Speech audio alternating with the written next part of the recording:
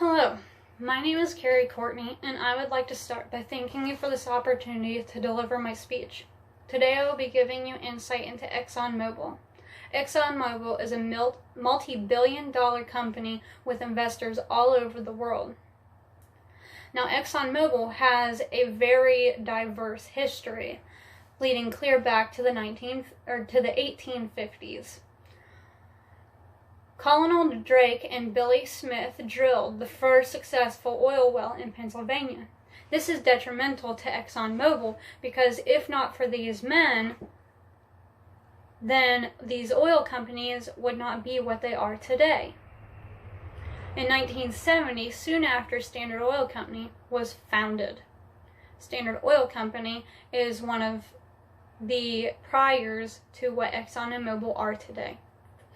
In 1903, the Wright brothers, famously known for taking flight, used Jersey Standard fuel and Mobil lubricants for their first flight.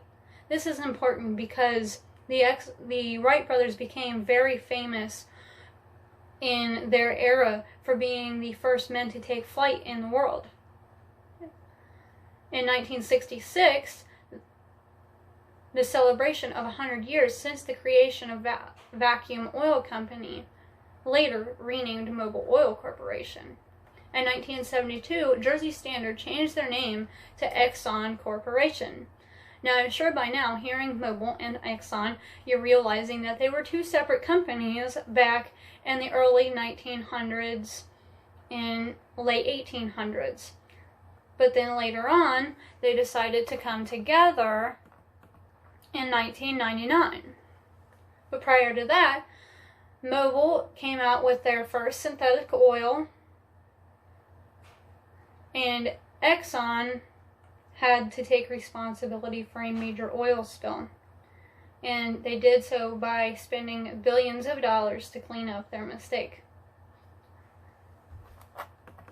Moving forward, talking about productions and services, ExxonMobil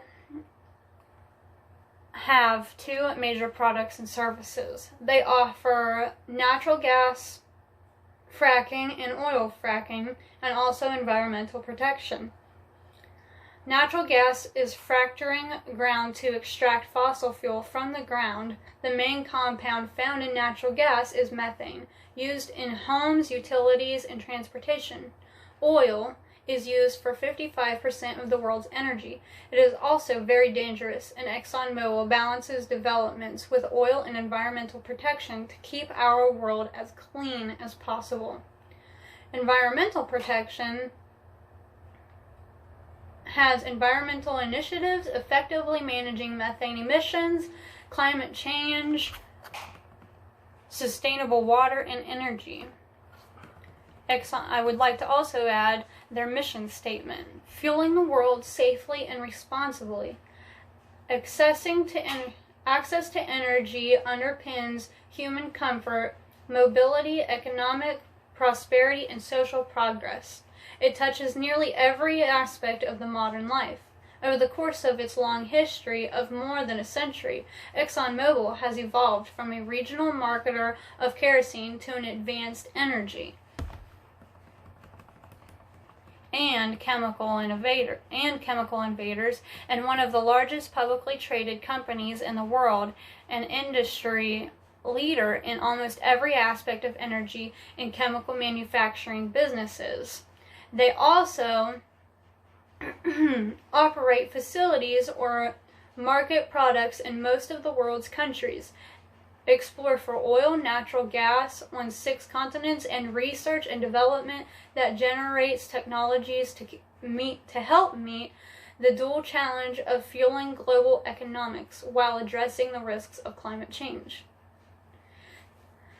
Their executive team consists of Darren W. Woods, Chairman and Executive Officer. Mr. Woods joined Exxon Company International in 1992 as a planning analyst in Florham Park, New Jersey. By 2017, he worked his way up to being elected chairman of the company. Others in the executive team of directors are Neil A. Chapman, Senior Vice President, Andrew P. Swigger, Senior Vice President and Financial Officer, Jack P. Williams, which is also a Senior Vice President. All of these men and which have started basically from the bottom of the company and worked their way up to chairman and vice presidents. Financial data consist of ExxonMobil is at $36.48 US per share and has been on a steady decline since 2016, which was at $95.12 US per share. Their 52-week range is at 30.11 cents to 71.37 cents and fluctuates often. Long-term debt is at $46.56 billion and current debt is at $22.95 billion, amounting to $69.52 billion in total debt.